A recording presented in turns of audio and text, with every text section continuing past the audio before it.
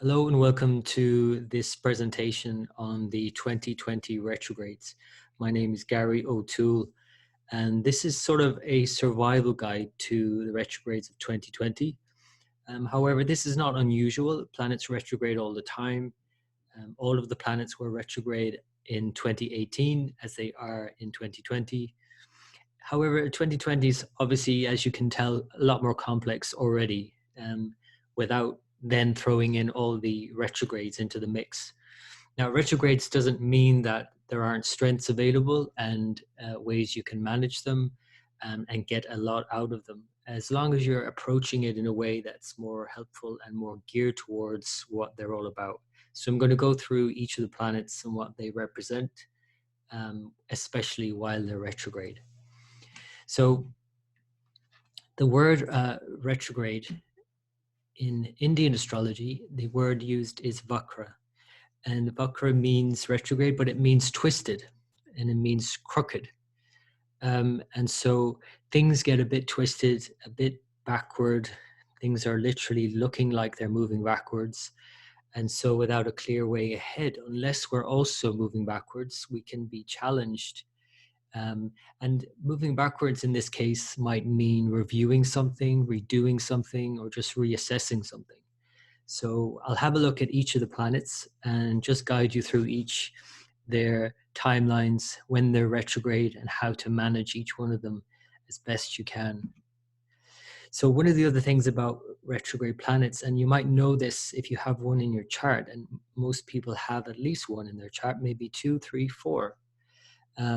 But if you have a retrograde planet, and in relation to that planet and what it represents in your life, as well as generally what that planet represents, shows an all or nothing approach. So retrogrades have this sort of all or nothing because there's no sort of middle ground. There's no middle way. It's all like doing too much or then not being able to do anything. So a good example of that would be Saturn retrograde. Saturn is work. You know, it's our ability to commit and work hard. And so when Saturn's retrograde, as it is for almost half the year, every year, it's not unusual for people to have that in their chart and to be all or nothing about work. So sometimes overworking and then sometimes being exhausted and not being able to work. So that's just one example. But all the planets do this. Another example here is Mars, which represents our courage. So if it's retrograde in a chart, then it might swing wildly between like a brute force, like forcing an issue, and a lack of motivation and not being able to express yourself. So these obviously swing between extremes when a planet is retrograde in a person's natal chart, and throughout their life they'll understand this extreme and the need for balance, the need for a middle way. But when they're retrograde every year, we have to work with it, because you might not, for example, have Mars or Saturn or any of the planets retrograde that I mentioned here, although, like I said, you're likely to have at least one or two. So retrogrades are a time to restore and to renew ourselves. It's a time to pull back from doing too much whatever. I mean, whatever in relation to the planet that's involved, what it rules in your chart specifically. But as all of the planets are retrograde in 2020, there is at some point a need to review some area of your life in some way. Or should I say every area of your life in every way. So all of the planets retrograde, as I mentioned, and this points to a time that we can restore ourselves, we can renew ourselves, and we can deal with any unfinished business in the process. So this could also mean that we look for opportunities in the past. For example, Jupiter is all about opportunity. When it's retrograde, that's a good time to take opportunities that you maybe can go back over something to redo it and gain opportunity that way.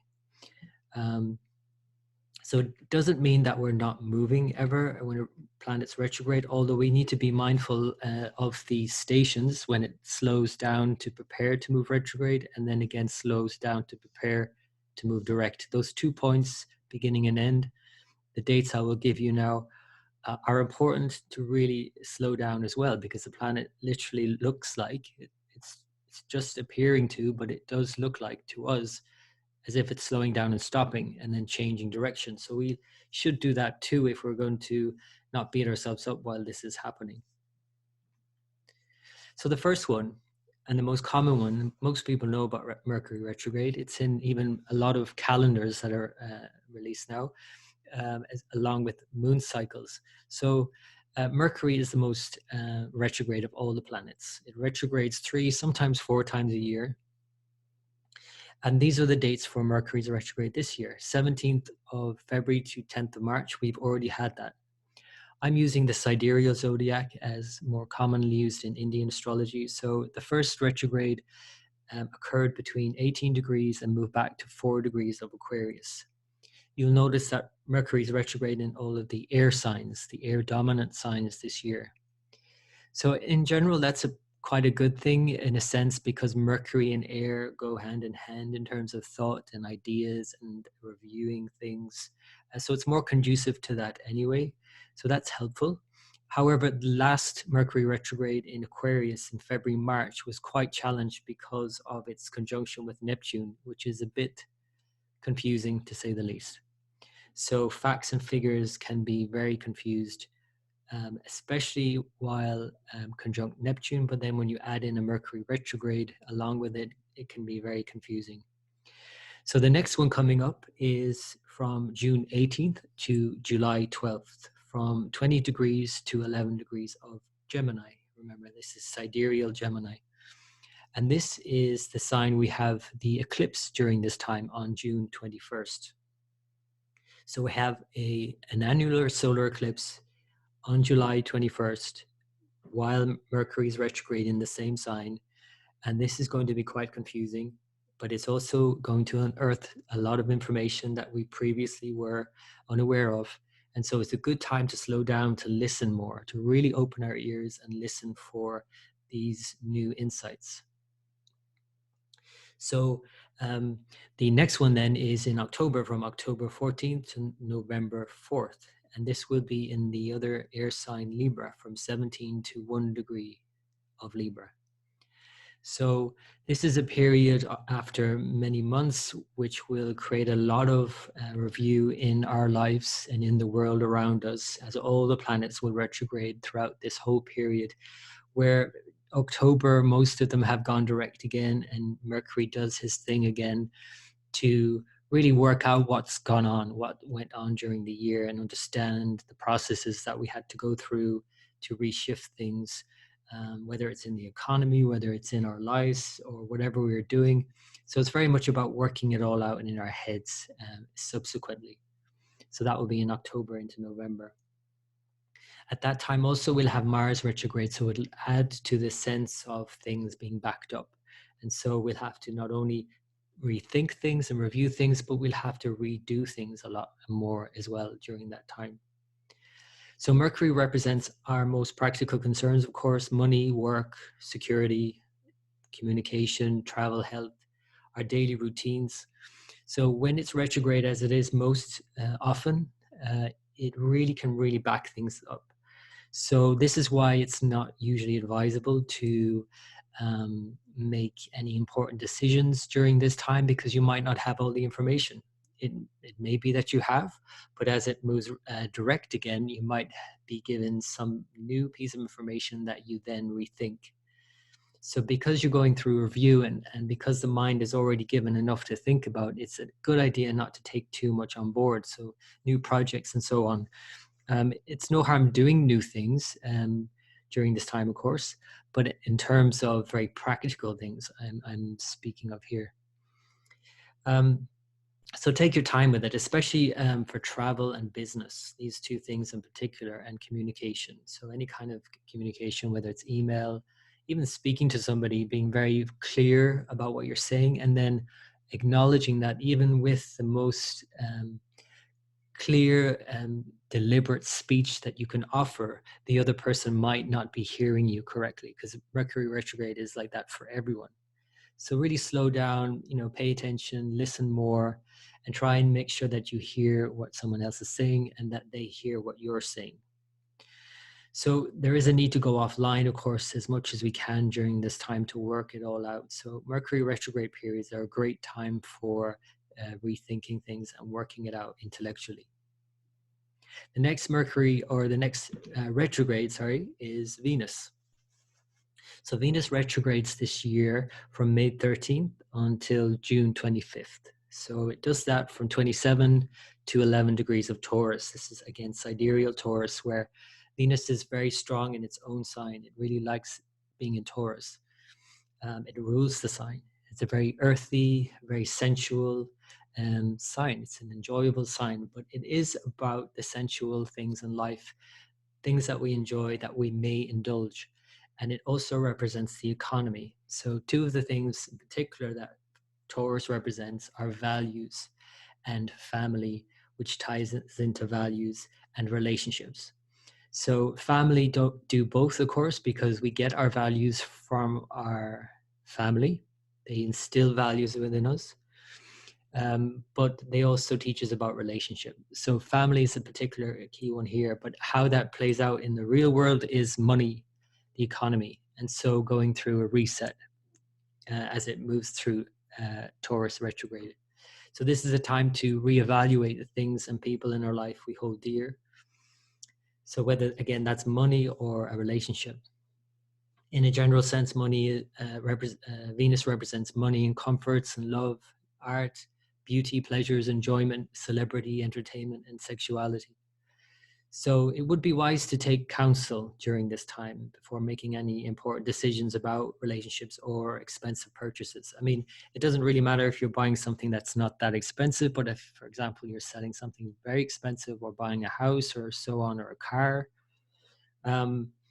especially if we add the fact that, Mercury at the end of this is going retrograde also, then you might have to rethink that, because you have to be aware that when Venus is retrograde, you might not likely know the true value of something because you're working it out. You're trying to review what you value, and the other person, perhaps who's selling or buying from you, is also trying to review things. So it's not quite clear exactly what things are worth. And so, of course, like I said, in the economy, this will probably go through a reset because of this. So reworking things financially. But how you do this personally would dictate the subsequent events in your life. So it's best to probably put it off. It's a great time for reviewing all of these things, of course, with an eye to making decisions later on after Mercury has stationed direct at the end of June. So that's Venus, or sorry, I keep saying Mercury, but it's Venus retrograde. So the next one is Mars. Mars doesn't retrograde every year. Venus doesn't either. It's every second year. So they're both retrograde this year. Mars retrogrades later on in the year from September 10th until November 14th, from 4 degrees of Aries, its own sign, to 21 degrees of Pisces, and again, sidereal zodiac. So Mars retrogrades represent the courage to act based on previous experience, because Mars is all about taking action. But Mars retrograde is about acting on things from the past. So when it goes retrograde, you might find yourself doing things you used to do, things that maybe make you feel strong, things that help you overcome things. So this ultimately is a good time to build inner strength, therefore, and resolve, and time to hold your nerve for sure, because Mars represents the nervous system, and that saying to hold, to hold your nerve would be a very Mars type of expression. A strong Mars leads to a strong nerve, So when it's retrograde, we really have to hold our nerve and to hold back and to find a way to channel the energy in a more productive manner, because again, we can use it to redo things, review things, reassess things. It's not necessarily a time to push ahead into new things. This will be particularly relevant towards the latter half of its retrograde in October, especially as it goes through Pisces into November. In the beginning, it will be in Aries, where it's in its own sign, so it's stronger. But then in Pisces, it's a bit lost. It's a bit like swimming backwards underwater. It's a bit like that in Pisces for Mars retrograde. So we just need to be mindful of not really knowing what's up and down, not really having a clear direction where we're going, and to be patient with that, and be patient with ourselves and with others. So strength trainers are very aware of That strength has a lot more to do with the nervous system than anything else, to hold your nerve. This the increase in muscle tissue, which is actually ruled by Saturn. A lot of people get this wrong in astrology. Parashara, the ancient sage of Indian astrology, is quite clear on this, that Saturn rules the muscles, the worker in the chart, things that have to do the work. But the Mars, the military, is giving Saturn the orders. So it's actually the nervous system that gives you the ability to perform a task. The muscles are a byproduct. So you can find yourself doing things perhaps that you used to do to gain more strength, as I said. So whether physically or mentally or emotionally, now I'm talking about physically here, for example, when Mars is retrograde, it's obviously important not to overdo anything, because there could be some, issues around sprains or tension or, all of that, where you're trying to push ahead too soon and it's not ready to move ahead. And this would be quite apparent by September into October and November. So I just caution you about pushing ahead too soon, and to be patient with yourself and others during this period. The next retrograde, which happens before this, is the planet Jupiter. Jupiter retrogrades every year. It's not unusual. It retrogrades this year from May 15th until September 13th, from 3 degrees of Capricorn to 23 degrees of Sagittarius. So Jupiter represents our ideas and our ideals, and we can get ourselves in all kinds of twists while Jupiter is retrograde, and all our big hopes and dreams for the future can get a bit sort of withdrawn. And so we have to reassess internally and build strength and hope and optimism within, not necessarily look out in the world for it. Because if we do that, we can lose hope. And so we need to be very mindful of our own inner sense of clarity also. Clarity is a big one for Jupiter. So as Jupiter's retrograde, it's a time to reassess laws, of course, in the outer world, policies, and our own beliefs and practices, which bring a sense of order to our own life, as laws and policies bring order to the outside, the world around us. So while Jupiter is not behaving in its usual manner when retrograde, it can lead to a lot of confusion. Our guiding principles are reconsidered as we struggle to sense the right way forward. And Jupiter is all about knowing the right way forward. And in Capricorn, it's at a bit of a loss, because Jupiter represents higher wisdom and knowledge and connection and coherence. And Capricorn is very much about doing business. And so those higher aspirations can be put on hold somewhat as Jupiter retrogrades in Capricorn. And Capricorn's needs of, for example, the economy this year. And that's probably going to be more important eventually than life itself. And that's really the dilemma right now. The coronavirus is now the choices are becoming stark in terms of, do we have to open things up again and think more about the economy, or do we have to think more about people's lives? And this is a conundrum of Jupiter in Capricorn now moving retrograde from the middle of May. So mistakes are very possible in the immediate time frame with Jupiter retrograde. Even though from a larger perspective, of course, we know there are no mistakes, only bigger lessons. And Jupiter teaches us these bigger lessons. It's all about developing wisdom through life experience. Then we have Saturn retrograde. Saturn's retrograde every year, of course. It's this year, May 11th to September 29th, from 7 degrees to 1 degree of Capricorn. A very strong position at the very beginning of Capricorn for Saturn. It rules this sign, so it's very strong. When it's retrograde, it doesn't mean it's not complicated. It's stronger and more complex. So Saturn is the planet of time and form and structure. And as it moves backwards, it shows a need to renegotiate our boundaries, find out where our limits lie. So this is a time where, and every year we do this thing where we commit to something and then we reassess it and then see, can we continue doing this thing? And do we have to renegotiate and then reform and restructure it in our lives? So the whole process from May to September is a process of doing things in terms of our daily commitments and our responsibilities. So this may be finding out that what you can do or what you can no longer do or commit to. And we may discover no longer that we have the time or energy to continue. So we have to reassess that. This is a time to draw a line and be clear to others and to others where that line is. So it's just as important to draw that line for others. So if you figure out that, oh, I can no longer do this or that, or I don't have the time or energy for this or that, unless you can actually voice that to someone else, other people are going to continue to demand the same that you were giving of them before. So as we're all renegotiating our boundaries, it's important to be really clear about that with yourself initially and then with others.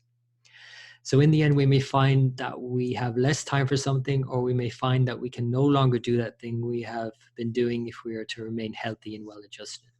So figure out what that thing is for you. And of course, it'll be in relation, particularly what the sign Capricorn represents in your chart.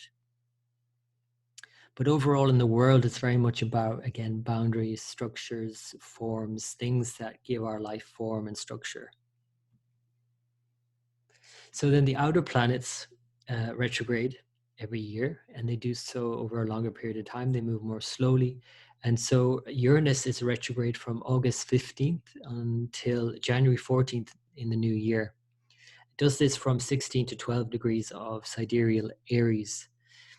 So Uranus in Aries is very impulsive. It's very freedom-seeking and loving, and it's not necessarily conducive to the Saturn complex of Capricorn, because Saturn and Capricorn is very much about doing the right thing in relation to all of everything, in terms of everyone doing the responsible thing.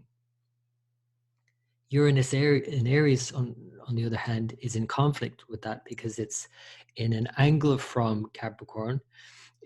They're not conducive to each other. Capricorn is an earth sign, Aries is a fire sign, and those two elements don't mix very well, of course.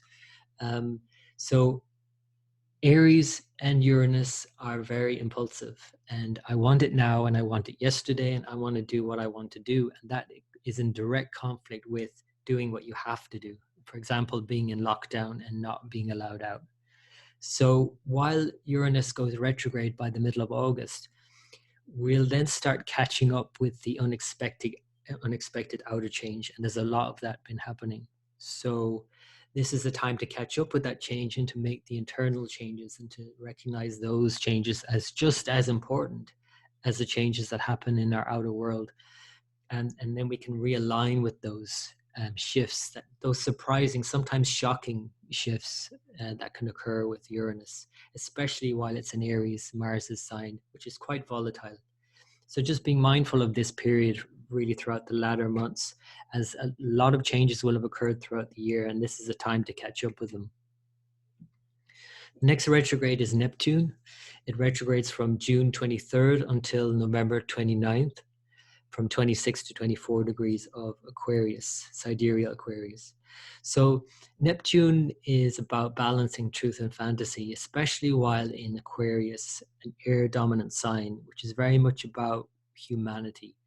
And we really are not clear about humanity's issues right now because we are not given the truth in many instances. So we are not clear. It's like a fog has gathered on the screen. And Neptune is given rulership of cinema, the silver screen, for that reason, because it represents this kind of ideal or idealized or oftentimes fantasy world on the screen.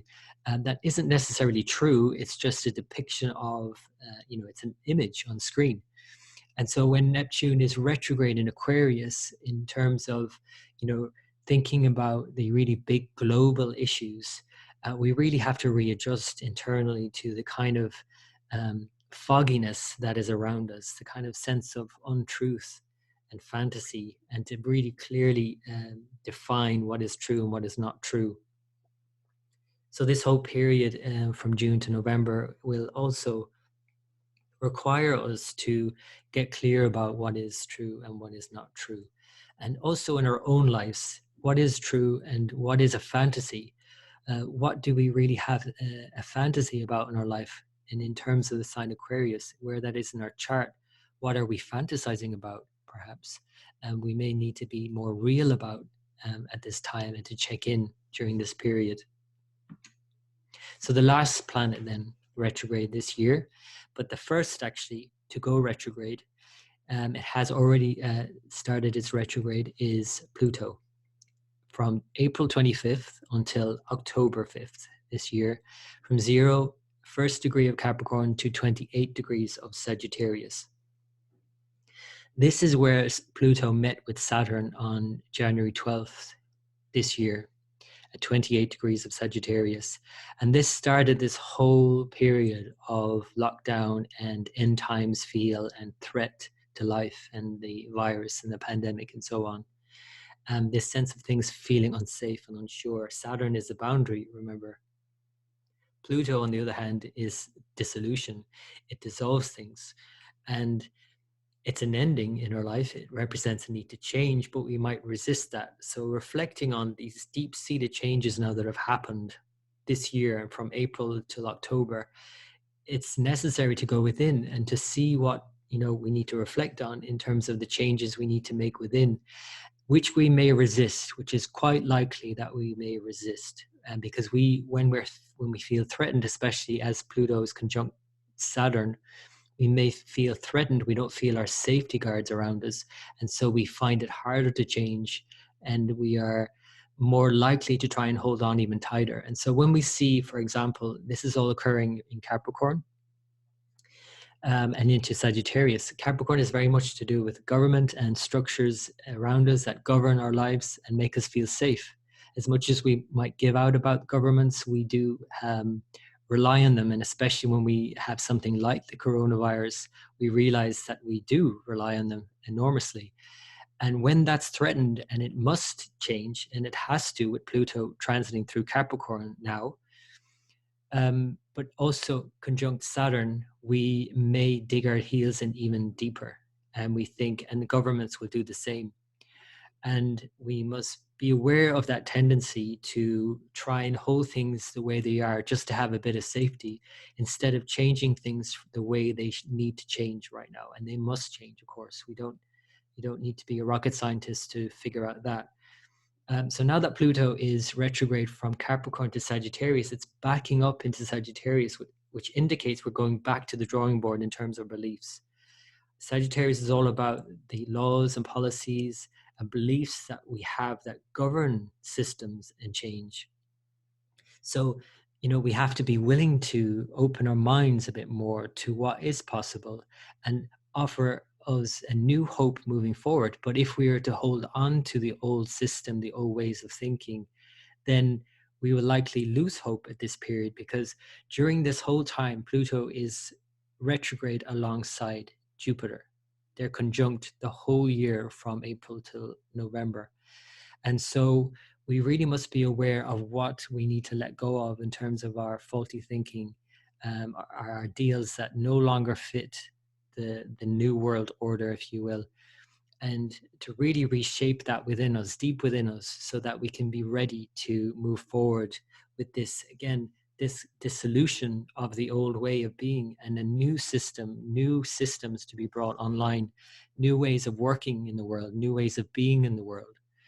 So these are big changes that are happening this year when we add all of these retrogrades together, and the fact that Pluto and Jupiter are retrograde together for most of the year. So not an easy task for us all as a humanity or as individuals, but we are all charged with making changes that are absolutely necessary. Changing our minds, changing our hearts, changing the way we do things, the way we operate in the world, the way we are together. These are no small changes, and they're big changes for many years. Pluto returns to Capricorn by the end of the year and will remain in Capricorn until 2040. That's 20 years of breaking down, changing, revolutionizing an old system that just no longer works. So there's no rush with this, in a sense. We have a long time to change them. We have many things to change, but 2020 is the year that it begins in earnest. And if you haven't been aware of that, you've probably been living under a rock for the last few months. So we know that we have to do this now, and we should all do it for each other, with each other. So without myself getting too preachy now, because I can feel like I'm sounding a bit preachy, I just want to give you the facts of the retrogrades, the dates, what I see as relevant in terms of each of the retrogrades. I hope this has helped you in being able to navigate these sometimes tricky transits, and be able to move with this and the transits of the retrogrades, which allow us to reshape and redo and review our life. And I wish you all the best in 2020 during this period. If you have like this presentation, I do have patronage. I have patrons which follow me on patreon.com. So you can go to patreon.com/timeline astrology. I also share short videos, and I write every day. It's my religion. After my meditation every morning, I sit and I write a piece for the daily horoscope, or what's going on, or what's relevant at that time. And so I share that with patrons, so you can get a daily update, an in-depth update on astrology, as well as monthly updates. I write a monthly forecast, and I present, like this, a video presentation of the month ahead. I go through the month day by day, so you can join me for that. I call it a Scorpio Video Club. Sounds a bit tacky, but it rhymes. So if you would like to join me, please go to Patreon, Patreon, and become a patron of timelineastrology.com. Okay, I'd like to thank you for taking the time to listen to this presentation, and I wish you all the best.